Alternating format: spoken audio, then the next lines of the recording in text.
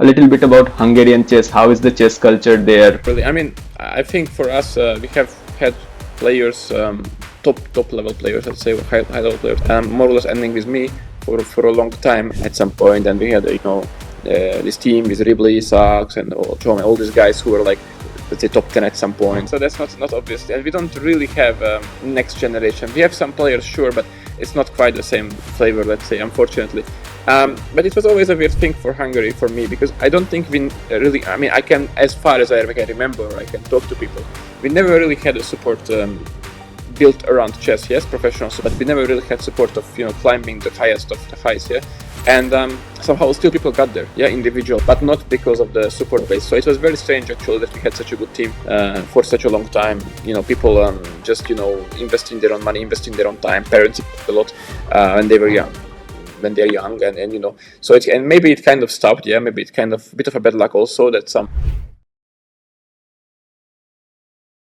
In this GCL, do you guys get competitive enough?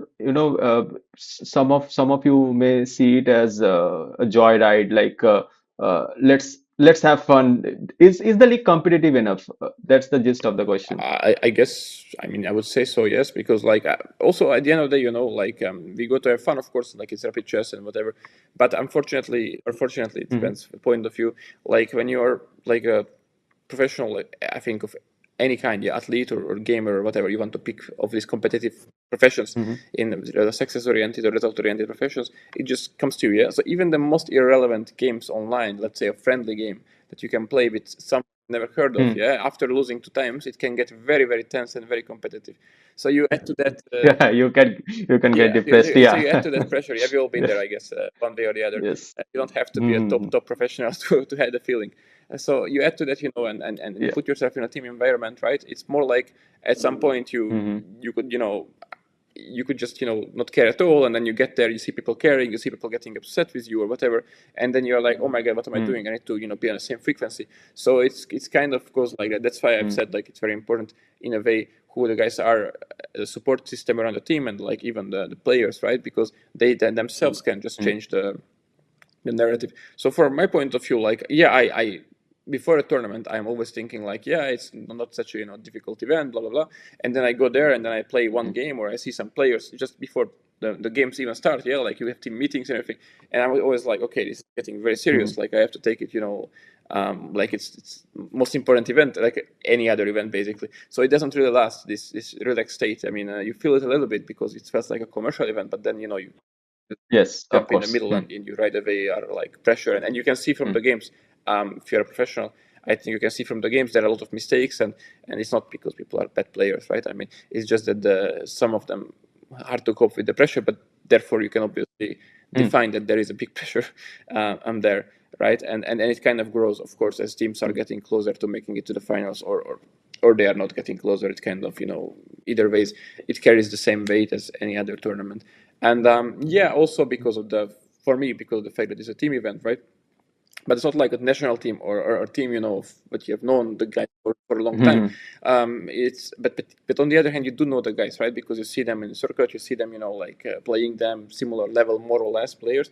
So that you kind of Yes. feel also a bit like not obliged to them, but you know what I mean, like kind of like, okay, you don't want to make people's bad impressions, and you don't want to be the one who kind of destroy the good. So because this is kind of adds to responsibility also. Yeah, also there's many of us in the team, so it's not like, I know, 10 players and then one of them plays really badly, but never mind, 9 played amazingly well. It's kind of like if 1, 2 are playing really poorly, I mean the event itself is most likely doomed already. Yeah. So because of this, I think everyone is kind of feeling this weight and trying extra hard, let's say. Yeah. You spoke about playing with Vishisher and then playing with Magnus. They both are five-time world champion. So how was your experience overall? Did you take any guidance or any tips? Did you guys talk enough during that stay within the team? Yeah, I mean, like, I think if I am, like, if I recall correctly, we spent more time with her in general, with the team. I mean, it was more like a bit distant, right, with him as well because of generational differences. With Magnus, it was a kind of good energy before the game because we would see him. and we would spend time, or let's say, when there was a double round between the games, we would spend time, and you could talk to him a little bit, or more like after the game also, we could watch the games together and discuss something. Okay, maybe it was more important for like younger players, or for someone, because I mean, for me personally, yeah, like I've known him for quite a long time, so he played many things, so it's not Yes. like, doesn't bring like such a I'm not that starstruck, let's say, so to speak, with any of them, let's say, but like still it was nice that to have these moments, yes, because like you kind of hope for the same thing, you watch the games of people whom you normally don't root for any reason, and now you're like very attached. So that was a nice experience in both cases. But I think, yeah, at the end of the day, it kind of has this invisible attribution, yeah, to the team's success, or contribution to the team's success, of like how the superstar player, let's say, is handling themselves. Maybe it's super irrelevant, maybe it's like half a point in one season, but that half a point could make a Yes. difference in the long run. And I think it can be said, there is hidden figures also in organization, like managers and team owners and everything, who are kind of like, I mean, you don't really hear of them, you don't really understand like what they are exactly doing, but at the end of the day, they might make people feel just a teeny tiny bit better enough to perform, in critical situation better, or to try harder, or to, I don't know, prepare 30 minutes more, or to play something which is more, take a strategy which is more important to them, and then that strategy will eventually, blossom into a win or something. Yeah, whatever. So I think, it's kind of one of these things, yeah, to having one of these emblematic and defining figures of chess, and also Hikaru is clearly one of them. So is up there. So kind of having them in your team is never a bad thing, let's say, or at least this is my interpretation. Since you are here, I would like to know from you about a little bit about Hungarian chess. How is the chess culture there? Since you have been in the circuit for so many years now, something you want to That's a good share question. about Hungarian Uh, chess? I don't know really. I mean, I think for us, we have had players, top level players, let's say, or high level players, more or less ending with me for a long time. Since I can remember, right? We had like I don't know, 70s, 60s even. Like we won Olympiad right then, and we had Portish was, okay, still alive, of course, but he's a big legend of chess. He was, I think, number 3, number 2 at some point. And we had, Yes. this team with Ribley, Sachs, and all these guys who were like, let's say, top 10 at some point, or for longer or shorter time, but still they were there. Then we had the next era, right, with Judith and Peter Leko, and okay, Judith yeah, Polgar, Jyotirmoy yeah. Halder and Zoltan Amashi also, like, it's a very nice generation in a way. And then this kind of, they took first medal in blood 2002, and then it kind of ended the generation, I think, in 2000. Well, wait a second, 14, with me kind of joining the team. So we took medal in Okay. Tromsø Olympiad, right? And then Judith retired right basically after the tournament, during the tournament from chess, and it kind of ended this circle. And slowly these guys disappeared, right? Basically speaking. So like I mean, from our team, Yes. from Tromsø, I think, which was like a very strong team. We had like 4 players above 2700, which is like, we are a very small country, and it's kind of a big. I mean, it's, I think, nice for most of the teams, but for European small country, it's extremely rare to have that. So from that team, we have like, I'm still okay above 2700, and Peter, let's say, came back to play Leko, yeah, which is very nice. But like the other guys just quit chess altogether, yeah, like they didn't even like lose their rating or got much weaker. Yeah. So Yes, this is, they're yeah, completely yeah, vanished. exactly. Yeah. So that's not obvious, and we don't really have next generation. We have some players, sure, but it's not quite the same flavor, let's say, unfortunately. But it was always a weird thing for Hungary, for me, because I don't think we really. I mean, I can, as far as I can remember, I can talk to people. We never really had a support built around chess. Yes, professional support. I mean, maybe for amateur chess, or some to hang around. We had support for that, but we never really had support of climbing the highest of the highs. Yeah, and somehow still people got there, yeah, individually or one way or the other. I mean, even I myself sort Yeah. of got close Yeah. to it, let's say, or whatever, but not because of the support base. So it was very strange, actually, that we had such a good team for such a long time. People just investing their own money, investing their own time. Parents invest a lot, and they were young. When they're young, and so it's, and maybe it kind of stopped. Yeah, maybe it's kind of a bit of a bad luck also, that some talented kids are leaving chess for one reason or the other, and people who stay obviously are as well very talented, but just some things don't click quite as they used to. I don't know. It's hard to tell, but yeah, it's a bit sad story for me, because okay, I would like, of course, to see Hungary do better. We had good team. We played this European. We were like seeded third, we finished, I don't know, 10th or something. Okay, it was one match. It was kind of a close call, so to speak.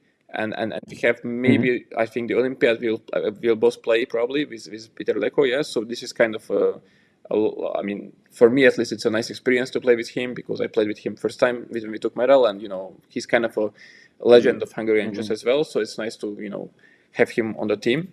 But at the end of the day, yeah, it's always a bit bittersweet when you play with guys and you kind of don't achieve the results you hope for, and you also kind of understand that the clock is ticking, right? Because okay, I'm not getting any younger, obviously, but like for him, it's even it's even more urgent, let's say, Harder, yeah. to keep the It's level. And it's even very harder. impressive Yeah. that he has done really well at the Olympiad in Budapest, and European also, and the previous score. And I've seen him, playing World Cup, and he was kind of, more or less coming back slowly in the top form. So I'm very happy for him.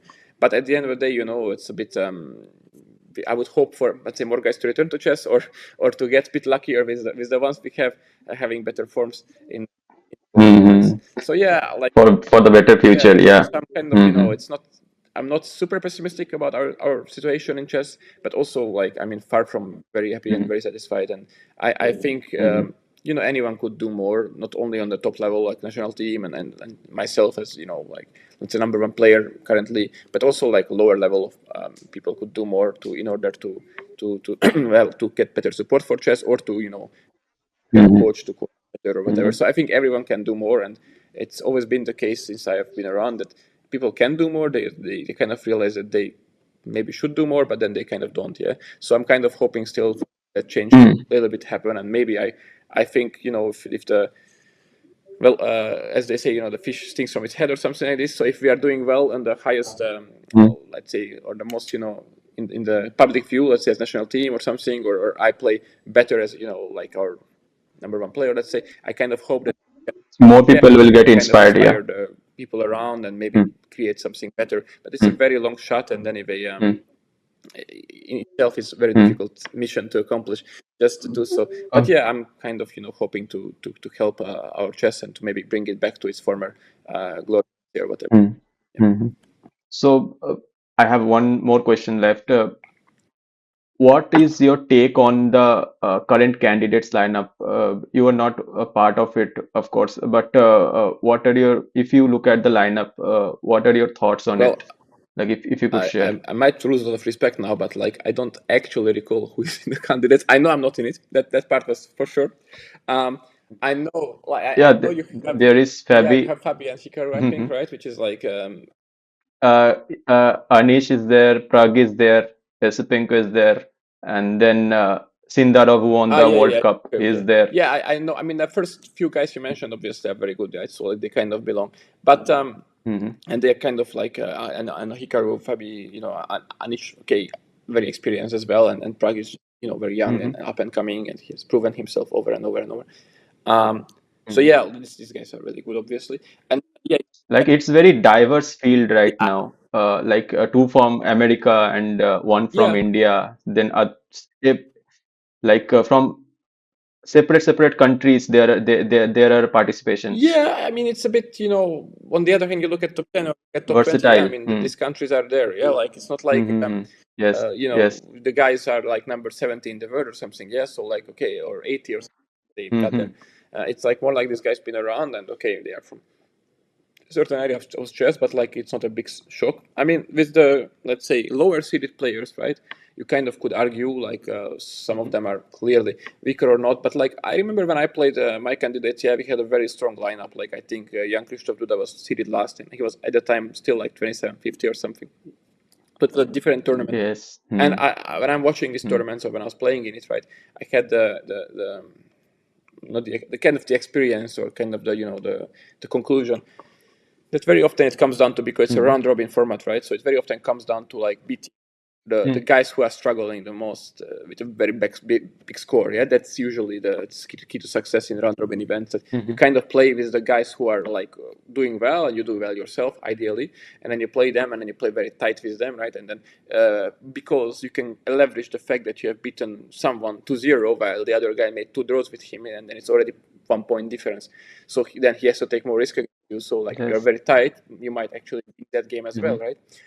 So that's more or less the dynamics, and in a way, these candidates, I think, with the lineup that you have mentioned, kind of, you know, let's say opens up more. I would say, yeah. Like obviously, I think I remember also like where he's playing, and of course, he's also a good player. I try to recall Yeah. during Hmm. talking who is the last Where one. is that? Yeah. Yeah, obviously he's also very good, but like at the end of the day, it will always feel like like the lower series players would be out there for and of course it gives them chances because people will try more. So it can happen also like some guys I remember like also for instance, just not to go too far, Ding, yeah, like he was not lower series player, but after the first half of candidates we were playing, the only player who had absolutely no mathematical chance of qualifying was him, and then at the end of the cycle he became world champion, right? It's a bit ironic. Hmm. So and of course he started to win games at that point because people were trying, I was trying, Hmm. everyone is trying because we are like kind of in the contention still to with a few wins, right, to get there, and he just waits there. Hmm. So To qualify. Hmm. this can be a dynamic for the lower series players as well. So it kind of gives possibilities for them as well, of course. But overall, I'm not a bit afraid as well, but I'm kind of looking. I kind of expect to see a tournament where like the most fighting games will be played against these players who have preparation is a bit worse, who are not experienced that much, and of course they try to catch up and everything, but people try Hmm. there very hard, and then against each other. Let's say if you look at some games like Fabi versus Hikaru or something, they played so many times already, right? They know each other so well. I would expect to see some very tight games. Of course, maybe something can happen and someone can have a bad day or something, and Hmm. I could be proven wrong. But like that's more or less how these events are looking. So in a way, um, I don't know what to tell you. Like I think by ratings you can see who are the favorites and accomplishments and everything. But because it's one event, even though it's a long event, it's still one event at the end of the day. In a way, anything can happen. But like yeah, I would normally predict some of the guys whom you mentioned out of the first four, let's say, to take the spot. Hmm. Hmm. The top Yeah, rated ones, the experienced I think ones. so. Yeah. Hmm. I mean, you can call Prague, let's say, not Hmm. so experienced, Okay. let's say, because Hmm. he's young, but he's kind of been around the blocks. I would call him also Hmm. more experienced, let's say, yeah. Then if you look at Sindero or Sipenko, Hmm. someone who just, crossed to that level right now. I mean, Prague's second candidate is Yeah. more or less the same age or even younger than some of these guys here. I mean, it's just insane. So you cannot call him inexperienced, even though, kind of by age he should. Hmm. So, Hmm. Hmm. yeah. Yes. Yes. Yes. Okay, okay, got it. Thanks a lot, Richard, for joining us, sharing your insights, and thanks a lot, everyone, for watching. Like the video and subscribe to our channel. Thanks a Thank you. lot.